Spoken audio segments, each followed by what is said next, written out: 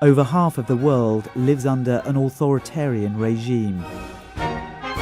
Many are ruled by dictators who silence critics, lock up opponents and torture dissidents. One man has made a career out of bringing down dictators. Bringing down a dictator may not sound like an easy task, but it's doable. Me and my friends succeeded against the bad guy named Slobodan Milosevic back there in the 90s. These are my talking points.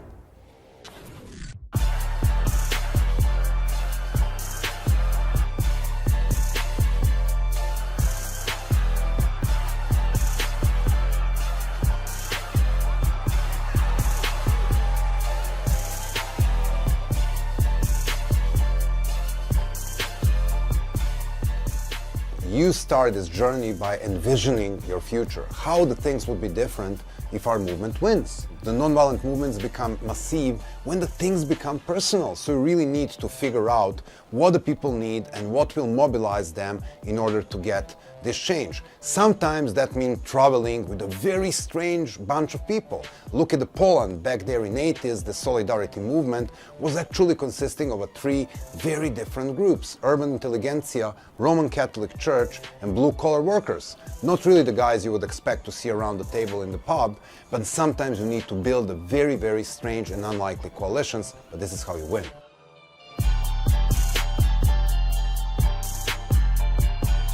What connects the successful movements is something we call the holy trinity of success. It's unity, because you need various people. It's planning, because there are only two types of nonviolent struggle. They're either spontaneous or successful. There is no such thing as spontaneous and successful. And of course, nonviolent discipline, because this is what gives you the morale leverage to succeed.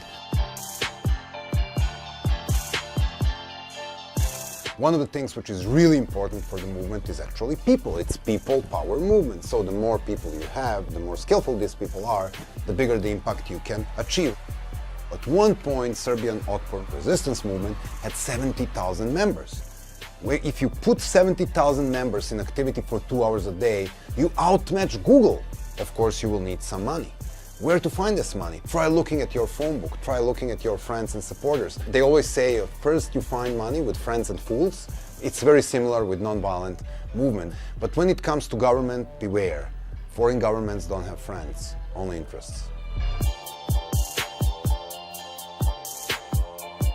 At the moment your movement starts being successful, your opponent is going to take his little dictator, Kill Bill playbook and start picking labels to use the propaganda to dismantle your effort.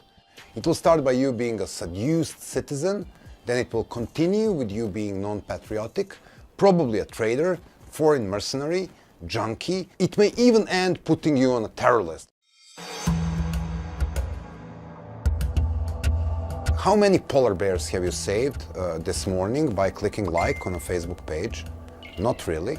The battles and changes are happening in the real world, not in a virtual world. So the ideal combination of offline and online world is what you want to look at when you're using social media.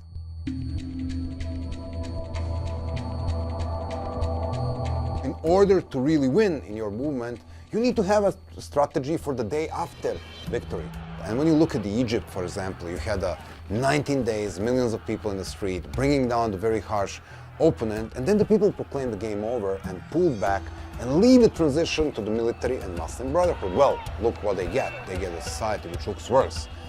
There is a big danger in taking democracy for granted. Democracy is like love. You need to make it every day. You need to make it every day.